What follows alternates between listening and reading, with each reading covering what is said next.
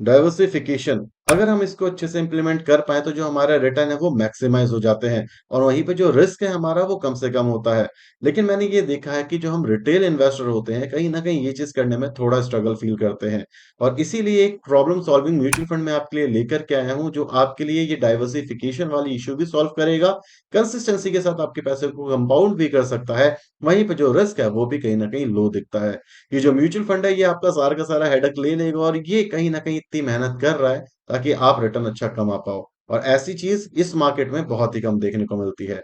और हम आज ये भी जानेंगे कि जो Nippon India multi cap mutual fund है ये कैसे ये चीज अचीव कर पा रहा है, क्योंकि ज्यादातर म्यूचुअल फंड तो ये चीज अचीव नहीं कर पा रहे। मैं आपसे रिक्वेस्ट करूंगा कि इस वीडियो को अपना थोड़ा सा टाइम दो और आराम से बैठ करके समझो। इस वीडियो के अंदर हम जो भी चीजें डिस्कस करने वाले हैं आपको बहुत सारी माइनर माइनर चीजें सीखने को मिलेगी जो कि शायद आप किसी और वीडियो में ना सीख पाओ। तो इस चैनल को सब्सक्राइब और वीडियो को लाइक करना बिल्कुल भी मत भूलना। अब आराम से बैठो और समझो ये म्यूचुअल फंड काम कैसे करता है, मल्टी कैप म्यूचुअल फंड होते क्या हैं और ये म्यूचुअल फंड आपके लिए मैक्सिमम रिटर्न कैसे कमा करके ला पा रहा है। तो बिना टाइम वेस्ट करे शुरू करते हैं अपनी वीडियो। सबसे पहले जानेंगे कि मल्टी कैप म्यूचुअल फंड होते क्या हैं। मल्टी कैप म्यूचुअल फंड वो म्यूचुअल फंड होते हैं जो कि आपके लिए एक वेल डाइवर्सिफाइड पोर्टफोलियो क्रिएट करते हैं और मेनली ये आपका पैसा इक्विटी के अंदर ही इन्वेस्ट करते हैं। एज पर रूल 25% के आसपास मिड कैप, 25% स्मॉल कैप और 25% के आसपास इनको लार्ज कैप में जरूर इन्वेस्ट करना होता है, इससे कम ये इन्वेस्ट नहीं कर सकते। तो इससे ये तो हमें पता चल जाता है कि मिड कैप और स्मॉल कैप के अंदर आपका कम से कम 50% पैसा जाने वाला है, अगला 25% लार्ज कैप में जाने वाला है। बाकी जो बचा हुआ 25% पैसा है वो फंड मैनेजर के हाथ में है कि वो स्मॉल कैप में, मिड कैप में या फिर लार्ज कैप में पोजीशन बिल्ड करता है। ज्यादातर जो मल्टी कैप म्यूचुअल फंड होते हैं उसके जो फंड मैनेजर होते हैं वो लार्ज कैप के अंदर पोजीशन बिल्ड करने की कोशिश करते हैं। वहीं पे जो निप्पॉन इंडिया मल्टी कैप का मैनेजर है वो मिड कैप, स्मॉल कैप और लार्ज कैप के अंदर अपना 25% डाइवर्सिफाई करता है, जिस वजह से उसके जो रिटर्न है वो मैक्सिमाइज हो पाते हैं। लेकिन अगर आप एक मल्टी कैप म्यूचुअल फंड में इन्वेस्ट करते हो तो ओवरऑल एक पोर्टफोलियो आपके लिए बन जाता है, क्योंकि जब मार्केट गिरती है तो जो लार्ज कैप वाला हिस्सा होता है वो कहीं ना कहीं आपको गिरने से बचाता है ज्यादा। वहीं पे जब ग्रोथ आती है तो मिड कैप और स्मॉल कैप आपको ग्रोथ में बूस्ट करने में हेल्प करते हैं। तो अगर किसी को एक पूरा पोर्टफोलियो चाहिए हो तो वो एक मल्टी कैप म्यूचुअल फंड में जरूर इन्वेस्ट कर सकता है। अब जानते हैं Nippon India multi cap mutual fund की इन्वेस्टिंग स्टाइल क्या है। ये जो म्यूचुअल फंड है ये कहीं ना कहीं अपने इन्वेस्टर को काफी ज्यादा पसंद करता है, उनके लिए मैक्सिमम रिटर्न बना करके देता है और वो ये चीज भी बिलीव करते हैं कि अगर उन्होंने रिटर्न दिया तभी जाकर के उनको पैसा मिलेगा, तभी जाके ज्यादा से ज्यादा इन्वेस्टर्स उनके फंड में इन्वेस्ट करेंगे। इसीलिए अगर आप देखोगे तो ये अपनी कैटेगरी के अंदर हमेशा ये बीट करते मिलते हैं, कंसिस्टेंसी के साथ कंपाउंड करते हुए मिलते हैं। जब भी आप इनका पोर्टफोलियो को एनालाइज करोगे तो आपको दिखेगा कि लार्ज कैप में जो उन्होंने इन्वेस्ट करा हुआ है वो उस सेक्टर के अंदर करा हुआ है जहां पे आपको ग्रोथ दिखेगी। लार्ज कैप में काफी सारे म्यूचुअल फंड ऐसे भी हो सकते हैं जो हिंदुस्तान यूनिलीवर के अंदर इन्वेस्ट कर सकते हैं या आईटीसी के अंदर इन्वेस्ट कर सकते हैं, जो कि एक डिफेंसिव स्टॉक होते हैं जो कि आपके पोर्टफोलियो को गिरने से बचाएगा। वहीं पे जो एनबीएफसी है और फाइनेंस सेक्टर है ये हाई वॉलेटाइल और हाई ग्रोथ सेक्टर है जिसमें आने वाले टाइम पे नेक्स्ट लेवल ऑफ ग्रोथ आएगी। और उसी तरीके के लार्ज कैप फंड ये जो म्यूचुअल फंड अपने पोर्टफोलियो में रखता है, इससे ऑब्वियसली थोड़ी वॉलेटिलिटी इनकी स्ट्रेटेजी में आ जाती है, लेकिन जो ग्रोथ होती है वो नेक्स्ट लेवल की आ जाती है। तो इस तरीके का ये पोर्टफोलियो क्रिएट करते हैं और इन्वेस्टिंग स्टाइल इसी तरीके की है। थोड़ा एग्रेसिव जाने की कोशिश करते हैं और इसी वजह से मैक्सिमम रिटर्न अपने कैटेगरी में भी निकाल करके ला पा रहे हैं। अब बात करेंगे ओवरव्यू और पोर्टफोलियो की और देखेंगे कि क्या चीजें इसके अंदर अच्छी हैं और क्या चीजें बुरी। अगर आप ओवरव्यू देखोगे तो जो 5 साल का रिटर्न है 19.97% के सीएजीआर से, 3 साल के अंदर 38.59% के सीएजीआर से, 1 साल के अंदर 28.30% के सीएजीआर से और 6 महीने के अंदर 28.32% के रिटर्न दिए हैं, जो कि बहुत शानदार रिटर्न है। जब हमने लास्ट टाइम पोर्टफोलियो एनालाइज करा था और हमने डिस्कस करा था कि ये पोर्टफोलियो किसके लिए है और अगर किसी ने उस समय पे इसके अंदर इन्वेस्ट करा होता तो इस समय पे वो बहुत शानदार रिटर्न के ऊपर बैठा होता, इसमें कोई भी दो राय नहीं है क्योंकि ये तो हमारे सामने होने वाला है। तो अगर मैं सिर्फ और सिर्फ रिटर्न की बात करूं तो रिटर्न इस समय पे बहुत शानदार दिए हैं और इसमें कोई भी दो राय नहीं है। लेकिन अब जानेंगे कि आपको कितना पैसा देना पड़ेगा इस म्यूचुअल फंड में इन्वेस्ट करने से पहले, कंपटीशन को बीट कर रहा है नहीं कर रहा और एग्जिट लोड क्या है। हर एक चीज, हर एक डिटेल इस सेक्शन में दिख जाएगी आपको। अगर हम कंपटीशन की बात करें तो मेनली 3 कंपटीशन दिखेंगे जो कि सेम इन्वेस्टिंग स्टाइल फॉलो करते हैं।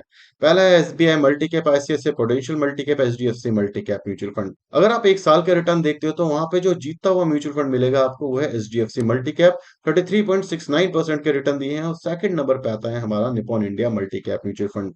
वहीं पे अगर मैं 3 साल की बात करूं तो 38.72% के आसपास इसने रिटर्न दिए हैं और वहीं पे बाकी सारे म्यूचुअल फंड रिलेटिवली नए हैं तो इसलिए रिटर्न इस समय पे मेंशन नहीं है।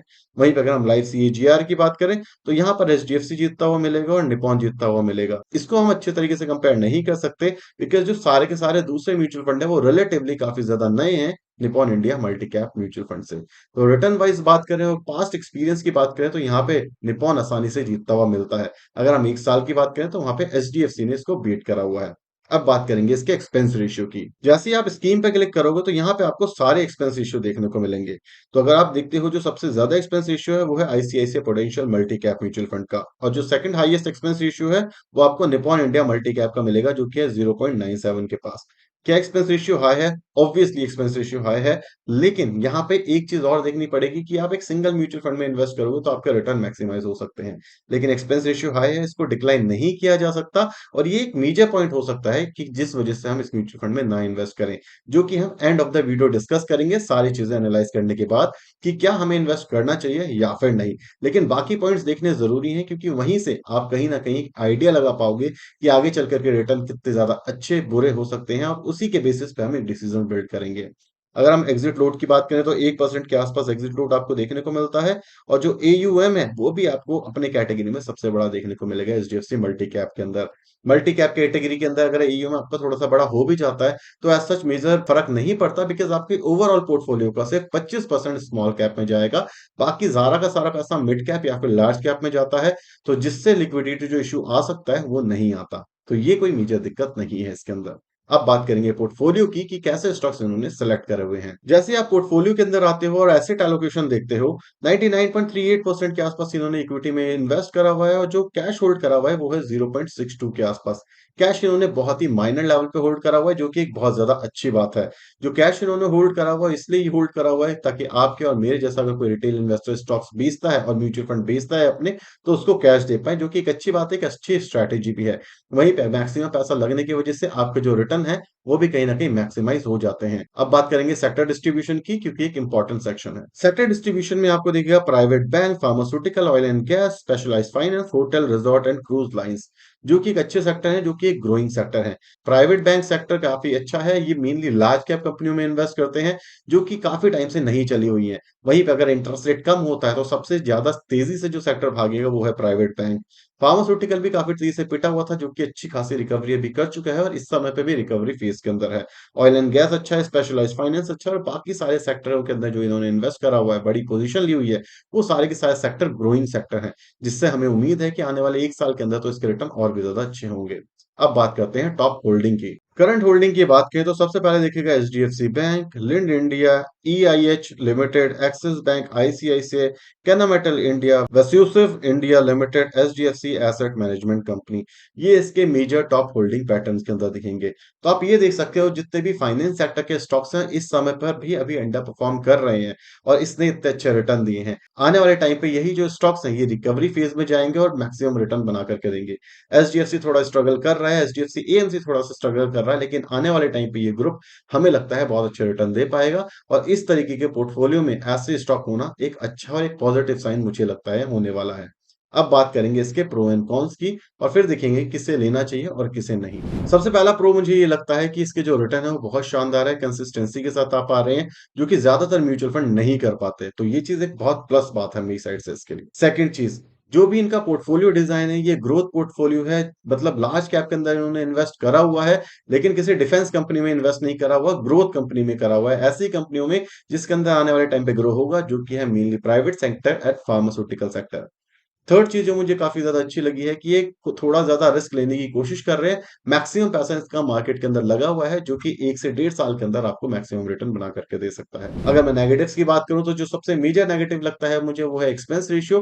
करीब-करीब 1% के आसपास का एक्सपेंस रेशियो आप ले रहे हो, मेरे हिसाब से थोड़ा कम हो सकता है। आई नो आप रिटर्न ज़्यादा अच्छे बना करके दे रहे हो, और मल्टी कैप के अंदर अगर कोई पोर्टफोलियो क्रिएट करता है, तो वो थोड़ा मुश्किल होता है, क्योंकि ज़्यादा रिसर्च लगती है, लेकिन एक्सपेंस रेशियो थोड़ा कम हो सकता है। सेकंड चीज़ भी एक्सपेंस रेशियो से रिलेटेड है, कि अगर किसी भी केस के अंदर ये म्यूचुअल फंड रिटर्न नहीं बना पाता, तो आपको एक्सपेंस रेशियो अपने देने पड़ेंगे, क्योंकि वो लगातार चार्ज होते रहेंगे। रिटर्न थोड़े बहुत ऊपर नीचे हो सकते हैं, तो ये चीज़ आपको समझनी पड़ेगी कि एक्सपेंस रेशियो ज़्यादा है, तो आप उसके लिए रेडी हो या फिर नहीं। अब बात करेंगे कि किसके लिए ये अच्छा है और किसके लिए नहीं। ये म्यूचुअल फंड सबसे अच्छा उन इन्वेस्टर्स के लिए है जिनको बहुत ज़्यादा दिमाग नहीं लगाना। 1 या 2 म्यूचुअल फंड अगर उन्हें अपने पोर्टफोलियो में चाहिए, तो उस केस के अंदर Nippon India multi cap mutual fund बहुत अच्छा है क्योंकि ये कंसिस्टेंसी के साथ रिटर्न दे पा रहा है और आपको 3, 4, 5 म्यूचुअल फंड रखने की ज़रूरत नहीं होती। 1 से 2 म्यूचुअल फंड में आपका काम हो जाएगा क्योंकि आपको स्मॉल कैप, मिड कैप और लार्ज कैप कैटेगरी में एक्सपोज़र देखने को मिलता है। अगर कोई बिगिनर है तो उसके लिए भी म्यूचुअल फंड काफ़ी अच्छा हो सकता है बिकॉज़ उसको ज़्यादा दिमाग लगाने की ज़रूरत नहीं पड़ेगी और इसको एनालाइज करेगा सिर्फ और सिर्फ एक म्यूचुअल फंड है जिसके ऊपर उसको फोकस करना है जिसके अंदर उसे एसआईपी करनी है। तो अगर किसी ने स्टार्ट करा हुआ है तो उसके लिए म्यूचुअल फंड काफी अच्छा हो सकता है। अगर कोई इंसान नया पैसा डाल रहा है और कम पैसा डाल रहा है उसके लिए भी ये म्यूचुअल फंड काफी अच्छा हो सकता है। अगर आप एक प्रोफेशनल हो जो अपनी चीजों को थोड़ा ज्यादा सीरियस लेते हो और आपको पसंद है कि आपके पोर्टफोलियो का कितने परसेंट आपको स्मॉल कैप, मिड कैप और लार्ज कैप में डालना है, तो फिर ये म्यूचुअल फंड आपके लिए नहीं है। क्योंकि मल्टी कैप के अंदर ज्यादातर म्यूचुअल फंड 25% स्मॉल और 25% मिड में डालते हैं, 50% लार्ज में। जो कि ये म्यूचुअल फंड ऑब्वियसली नहीं कर रहा, जो कि एक अच्छी बात है, लेकिन कब तक नहीं करेगा ये कोई नहीं जानता है। अगर आपको आपका पोर्टफोलियो अपने हिसाब से डिवाइड करना है और डाइवर्सिफाई करना है, तो ये म्यूचुअल फंड आपके लिए नहीं है क्योंकि यहाँ पे जो फंड मैनेजर है वो थोड़ा बहुत सेफ खेलने की कोशिश जरूर करेगा। अगर आपको एक एक्स्ट्रा ऑर्डिनरी रिटर्न चाहिए तो उस केस के लिए भी ये पोर्टफोलियो आपके लिए नहीं है, बिकॉज ये जो पोर्टफोलियो है ये कहीं ना कहीं 15 से 17% का रिटर्न बना करके दे सकता है। वहीं पे जो स्मॉल कैप के म्यूचुअल फंड होते हैं वो 20-25% के सीएजीआर तक भी जा सकते हैं। तो कोई भी फ्रेशर है उसके लिए म्यूचुअल फंड अच्छा हो सकता है, कोई भी इंटरमीडिएट है तो उसके लिए भी ये म्यूचुअल फंड अच्छा हो सकता है, लेकिन कोई एडवांस समझता है अपने पैसों पे कंट्रोल रखना चाहता है तो उसके लिए ये म्यूचुअल फंड नहीं होने वाला। आई होप आपको ये वीडियो पसंद आई होगी। अगर वीडियो पसंद आई तो वीडियो को लाइक और चैनल को सब्सक्राइब करना बिल्कुल मत भूलना। इसी तरीके का क्वालिटी कंटेंट हम लाने की पूरी कोशिश करते हैं। Thank you so much for watching this video. Tata, bye bye, signing off.